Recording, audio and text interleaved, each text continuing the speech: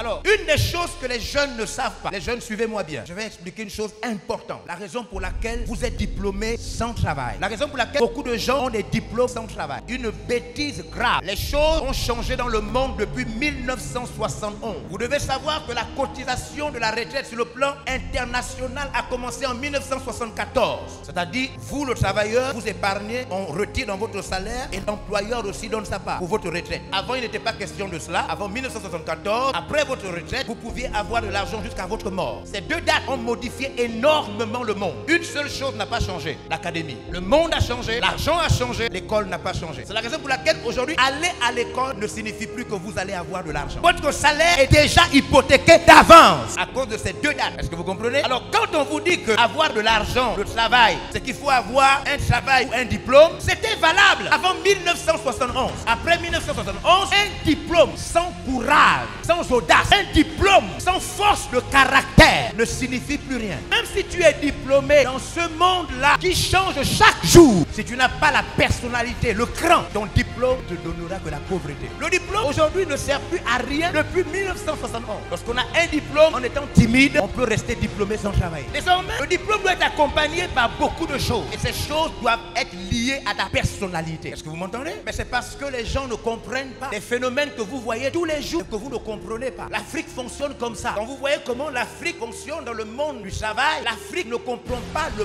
principe de l'investissement dans le lieu du travail. On doit plus s'investir dans son bureau que dans sa maison. Parce que c'est ton bureau qui crée ta maison. Lorsque vous donnez à quelqu'un qui ne peut pas vous donner, on appelle cela être généreux. Vous ne provoquez aucune loi. Vous ne serez jamais riche en donnant à quelqu'un qui ne peut pas vous donner. Quand vous donnez à quelqu'un qui ne peut pas vous donner, au fond, vous êtes en train simplement de manifester que vous avez un bon cœur. Mais dès que vous voulez commencer à être riche, quand vous voulez créer des lois de prospérité, vous devez savoir qu'avant de donner aux pauvres, vous devez donner aux riches. On donne à celui qui a plus que toi. Parce que celui qui a plus que toi n'a pas besoin de ce que tu as. Et ça, c'est des choses que les enfants doivent apprendre. Vous devez comprendre comment ça se passe. C'est pourquoi les banques, vous ne verrez jamais une banque qui ressemble à une maison en planche. Les banques vont d'abord investir dans la qualité même de leur structure, sachant que les banques vont vous prendre votre argent. Parce qu'en vérité, quand on travaille, quand on est un employé, on travaille pour 3 personnes. La 4e personne, c'est vous-même. Quand vous êtes employé, vous travaillez d'abord pour le gouvernement. Après, vous travaillez pour votre entreprise. Après, vous travaillez pour la banque. C'est pourquoi ces 3 entités prennent de l'argent avant même que vous ne retirez votre salaire. La 4e personne, c'est vous maintenant. On touche à votre salaire avant même que vous ne le touchez. Les impôts touchent à votre salaire, retirent dans votre salaire avant même que vous ne touchez votre salaire. Votre entreprise vous prend de l'argent et vous paye en dessous de ce que vous avez travaillé. Et la banque, avant de vous laisser votre argent, prend sa part. Donc il ne faut jamais croire que quand vous travaillez, vous êtes un employé, vous savez quoi, vous travaillez pour vous. Vous travaillez pour 3 personnes et vous êtes la 4e personne. Pour devenir autonome et avoir son argent sans que les 3 autres personnes ne touchent à votre argent. Est-ce que vous me suivez? On ne donne pas d'abord à celui qui n'a pas, on donne d'abord à celui qui a plus que toi. C'est pourquoi il faut toujours apprendre à donner à Dieu. J'ai été étonné. Je ne savais pas que les riches apprenaient à leurs enfants qu'il faut d'abord donner pour devenir riche. Je ne savais pas ça. Je me disais que les riches étaient pingres. Je me disais que les riches ne donnaient pas.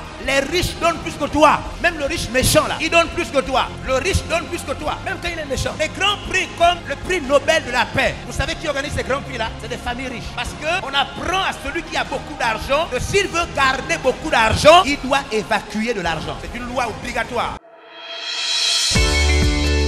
Nous espérons que vous avez été bénis par ce message de l'apôtre évangéliste Georges Olivier Bazaboa. Vous pouvez permettre à d'autres personnes de jouir de cet enseignement en devenant partenaire par vos dons, dîmes et offrandes au numéro de compte inscrit. Que Dieu vous bénisse, vous qui permettez à l'évangile de se répandre par votre participation financière.